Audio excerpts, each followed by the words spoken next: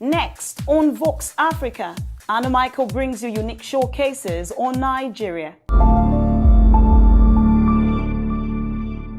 Welcome to another exciting episode of the 411 on Vox Africa. I'm Aanu Michael. I am going to be speaking with the chairman of the Nigeria Police Service Commission. I'm talking about IGP Mike Mbama Okiro, retired. We're going to be talking about, recent rebranding exercises that has been going both internally and externally here at the Nigeria Police Service Commission. Thank you so much for joining me on another episode of the 411 on Vox Africa. I'm Aanu Michael, your host, reporting all the way from Abuja, Nigeria, the Federal Capital Territory, in the office of IGP Mike Mbama Okiro, retired. Thank you so much, sir, for coming on the show. Thank you very much. Yes, and I love your attire, especially your headgear. Thank you. This is from which state? I mean, this is unique. It's unique. It's the Yoruba head attire. Oh, okay. So usually the ones I see, they put them. Is this your own style? This is your signature look? No. This side looks. I love it. It's so gorgeous. Thank you. Yes, sir. Now, let's talk about how far it has been presiding over the affairs, obviously, of the Police Service Commission in the capacity of the chairman. How's the journey been so far? The journey has been smooth. Sometimes rough, because we have to oversee the functions of a police force that superintends over the security of 160 million people with a strength of over 300,000. We have to exercise oversight functions, monitor the affairs of such a police force. The task is not an easy one. I can imagine. I can definitely imagine. Now, since your assumption into the office, there have been tremendous, obviously, institutional changes, as we can see in the discipline, welfare, and promotion of police officers and men.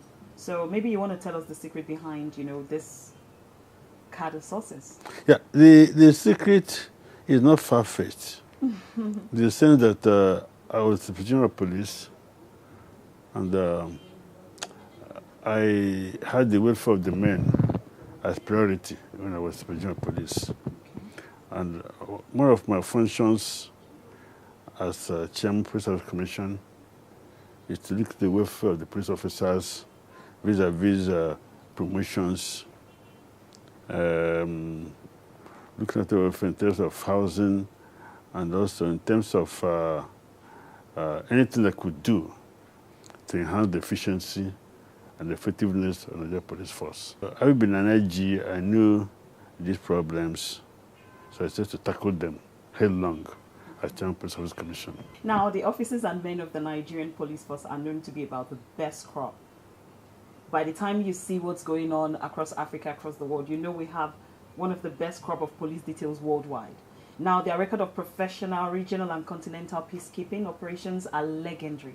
Now, what is the secret behind this, brilliant record? The secret behind it is sometimes environmental or geographical, whichever you want to take.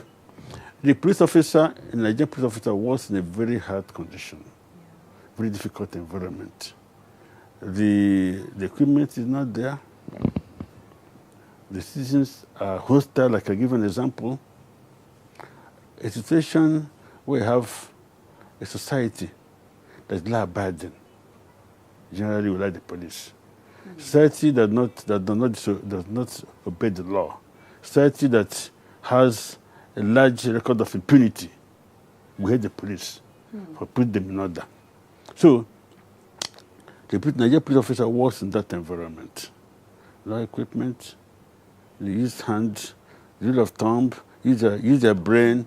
We are brought up to work in a situation where we have little or nothing to work with. People expect you to achieve something, even with nothing.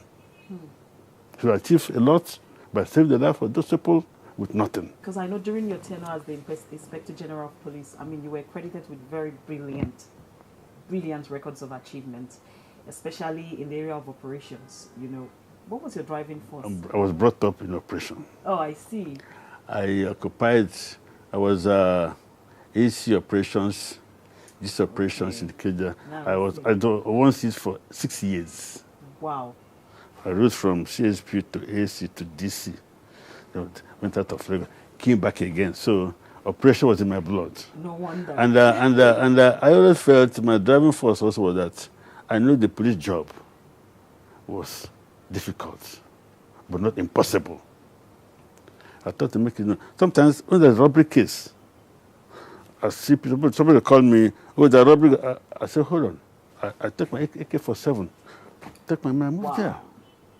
I want to prove to them that what I've asked them to do, I could do it, and I've done it. So nobody is what save again. If I say the robbery, go there. Everybody packs up. And they feel to go. They have to go because I've done it myself.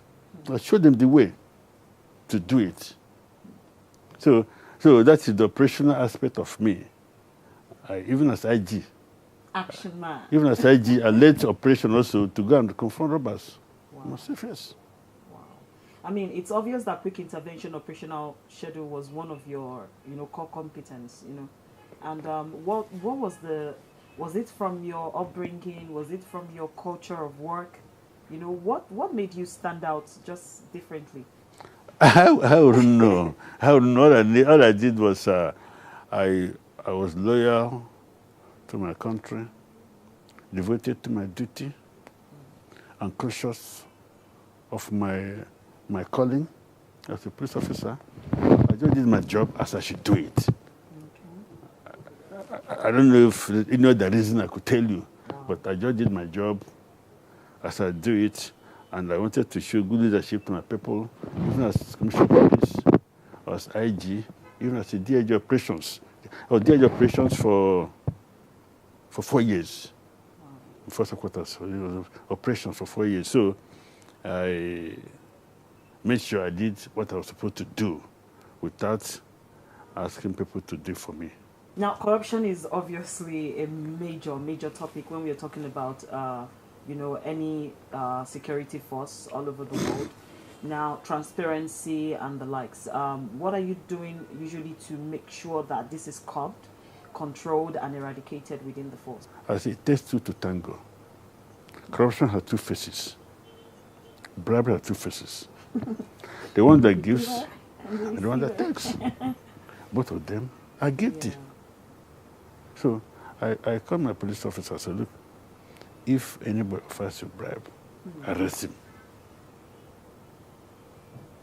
That's a good one. And that was done that week in a city gate.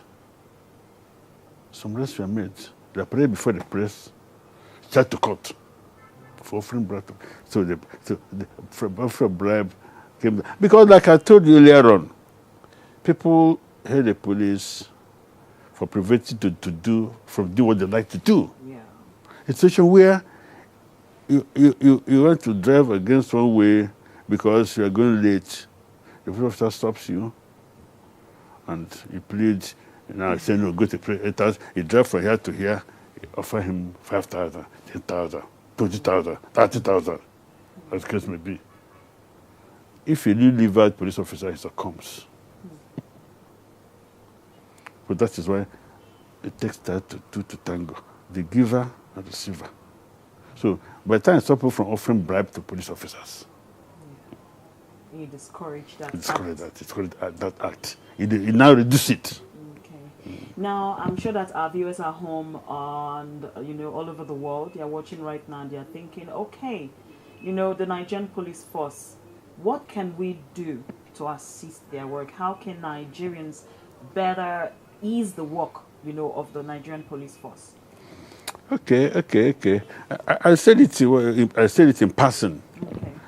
That is, every villager feel that once somebody is caught committing an offense, you think the police, he should not come back again. So every arrested person must be guilty. Must be guilty. So as the police is changing, the society must change too. The society must realize that even if the person was caught red-handed, let the law take its course. Let the witnesses testify before the court. Let him be jailed or fined, as the case may be. it's an irritation that you go not only for the police, also for every citizen, that also that the police is doing their job. In some advanced countries, it's up to yourself. But it hardly happens in Nigeria. And do people go to somebody they say because they committed an offense in Nigeria? No, they keep on fighting, they keep on struggling, they keep on denying. So the citizens must see the police as a collaborator in the provision of security in the fight against crime. So the part of the citizens we're talking about, they should contribute to their own security, contribute to their own. I gave a typical example. I wrote in my book, Overcoming Security Challenges. I said, it couldn't say because you have policemen around, you have guards around your house. You go to bed and leave your door open. You must protect yourself. For other people can protect you better. Citizens are enjoined to assist the police to protect them well. Okay, now that takes me to my final question. You know, your book Overcoming Security Challenges, why did you decide to write it? What were you hoping to achieve? I haven't gained the experience as a police officer, from ASP to Regional Police. I felt I do myself a great injustice if I do not put on paper my experiences. All those stories, it's a very short book which you can put in your pocket. I made it that way. There are more stories, but I made it all short stories. Real life stories. Mistakes that people made that led to death. Mistakes people made that led to loss of property. Mistakes people made that led to loss of relations or people, their loved ones. These are true life stories. So I put them like a compendium for people to read. And it's beautiful. People, up to now, people, in fact, somebody got a copy. He called me 2 days ago. He wanted 10 copies. That when you read, people read it, and everybody wanted a copy. So I put it that way. That is my contribution to the security of the country. Thank you so much, sir, for coming on the show. Thank you. I appreciate it.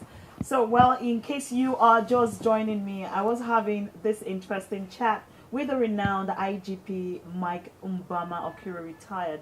He is the chairman, you know, for the Nigeria Police Service Commission, all the way here in FCT, Abuja, Nigeria. And we have had a wonderful, wonderful time.